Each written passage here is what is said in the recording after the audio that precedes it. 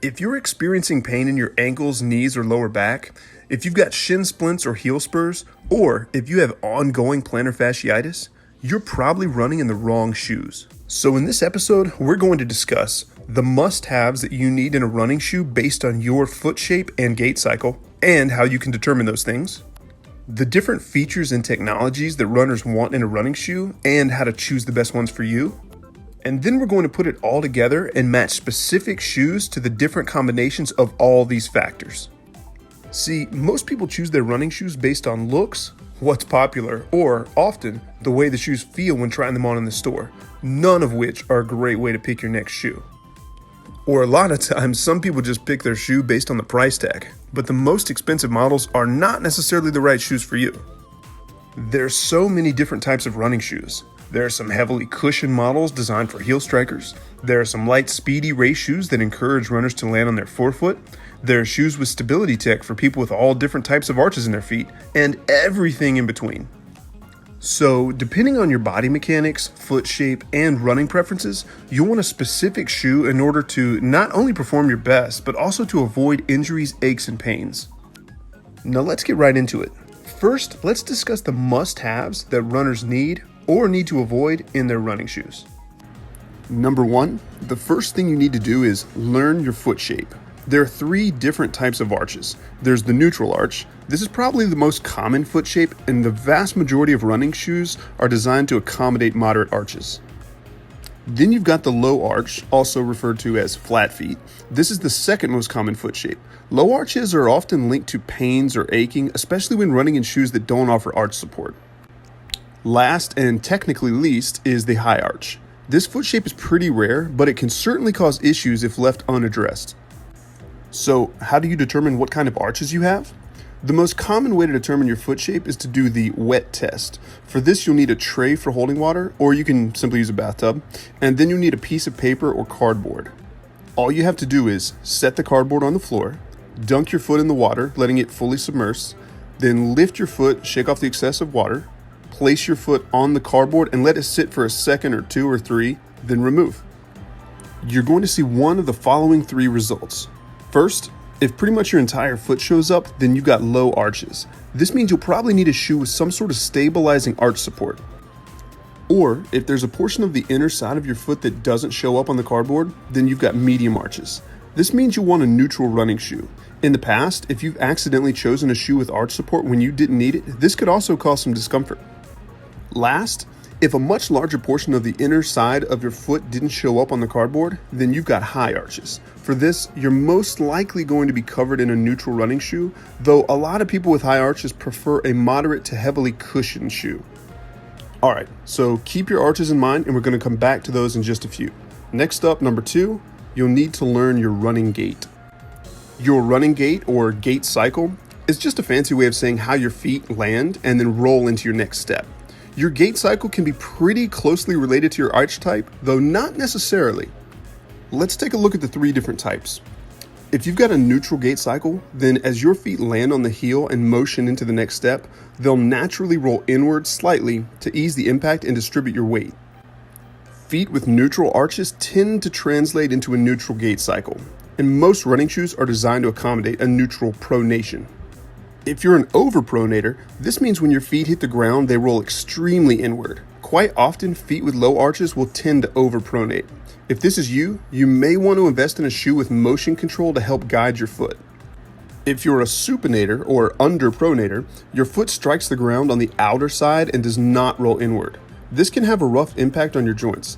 Supination is often a result of high arches. If you're a supinator, the best type of shoe for you is a heavily cushioned neutral model. The extra cushioning will help absorb the shock.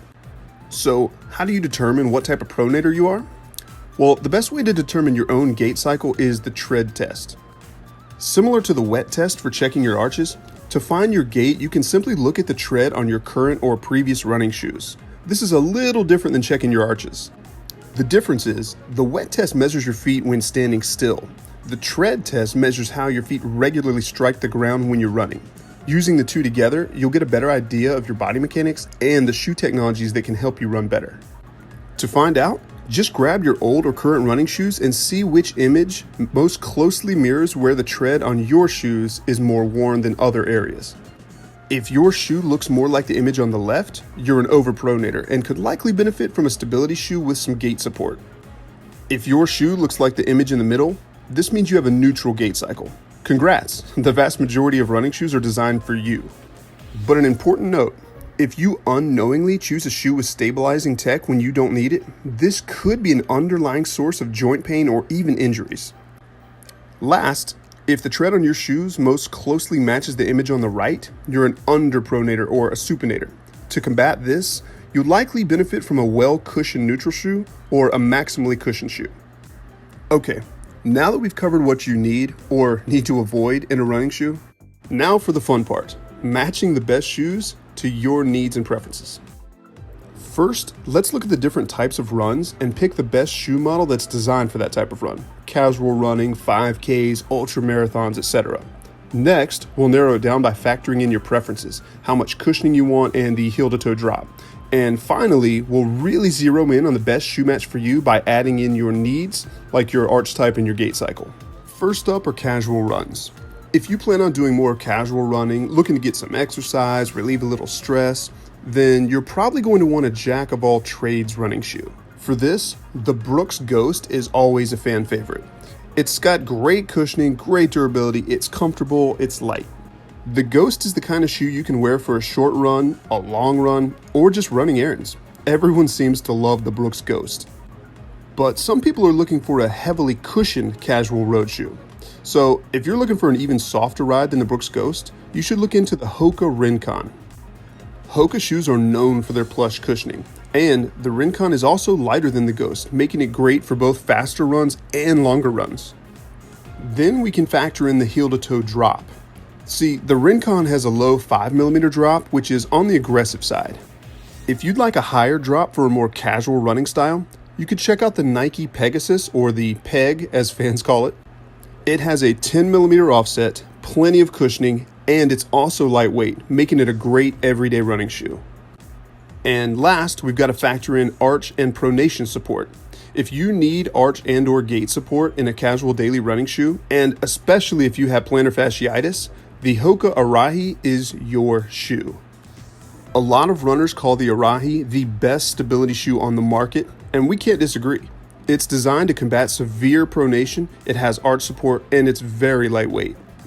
If you're going to be working your aerobic and anaerobic systems, doing real intense or interval workouts, you'll likely be doing tempo training. This just means that sometimes you may be moving at different paces and motions, sometimes sprinting, sometimes jogging, and at times moving in multi-directions. Our top overall pick for a tempo shoe would have to be the On Cloudflow. It's lightweight so it won't weigh you down, and the upper is flexible so it won't hinder your movements. And this model has a speed board in the midsole that springs you forward into your next step. It's great on the road, in the gym, and it's great for various speeds. It's also designed to be breathable so your feet won't get sweaty. Then we've got to consider the cushioning. If you want more padding under your feet in a tempo shoe, the ASICS Novablast might be a better fit for you. ASICS packed a thick 32mm of their famous flight foam under the heel and gave it a 10mm drop, so when you land soft. The Novablast isn't the lightest shoe on the market, though it's not noticeably heavy either, but it's soft and it's explosive for powerful workouts. Then we'll factor the heel-to-toe drop. If you're looking for that sweet spot in the middle that doesn't dictate how your foot lands, the Brooks Hyperion Tempo has an 8mm drop and a very soft landing to go with it. It's also the lightest model of the three. So you put all that together and it's easy to understand why the Hyperion is a very popular tempo running shoe. And then we've got to factor in your foot shape and gait cycle.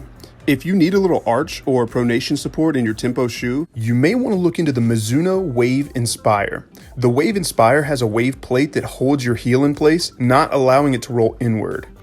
It's also very lightweight, and especially for a stability shoe with all that extra tech to hold your feet in place. If you need a little support for your feet during explosive workouts without getting weighed down, the Wave Inspire should be your go-to shoe. If you're looking to do some races, a 5K, half marathon, or marathon, then you'll need a light and speedy road running shoe. A very popular speed shoe is the Skechers Razor 3 Hyper. The Razor 3 Hyper is extremely light at only 6.5 ounces, so it's not going to slow your stride by weighing you down. And the Razor 3 has hyperburst foam in the midsole, which is very springy and propels you into each step. This shoe is great for speed workouts and especially running races. Now, if you're looking to go fast but also want a ton of cushioning, then you'll probably want a specialty speed shoe built to be ultra plush without weighing you down. The Nike Zoom Tempo Next Percent is that shoe. When you put the shoe on, you can't help but notice how super squishy it is to run in or even walk in. If you like a soft landing, I think you'll appreciate how Nike engineered the Zoom Tempo Next Percent. Now let's factor in the heel to toe drop. Most racing shoes have a decently low drop for landing more towards the front of the foot, but if you prefer a medium drop that doesn't dictate your landing, then you should check out the Saucony Endorphin Pro. In addition to an 8mm drop, it has a speed roll outsole that literally rolls your foot, propelling you forward to build momentum. This is a great shoe for anyone interested in speed. And last, if you need a speedy shoe that comes with pronation and arch support, you'd probably love the ASICS Gel Kayano 27 Lite. It's built to handle mid to severe pronation and medium to low arches. The Kayano 27 Lite also has a 10mm drop to encourage soft heel landings and a decent amount of cushioning to back it. The last category is long distance runs. We're talking ultra marathons, 30, 50, even 100 or more miles.